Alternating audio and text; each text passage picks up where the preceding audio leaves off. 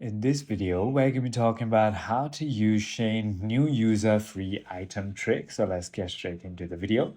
So getting free items as a new Shein user usually relies on participating in official in-app promos like the free trial center or promotional buy one get one free. So the first thing you can do is simply go ahead and open any browser that you prefer using, and this is where you can simply go ahead and search for the free trial center. Shein, just like that. And then you can go ahead and try to go ahead and register here into the free trial help center right over here, which does get you products for free, by the way.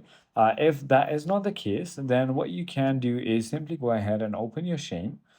This is going to be the closest thing to getting free things. So all you need to do is click on flash sale. Now, as you can see, there are things as low as 0.75. I mean, come on, that you cannot get a better deal than that, can you? You can simply go ahead and look for multiple different things. So as you can see, 0.67, 0.60, many more.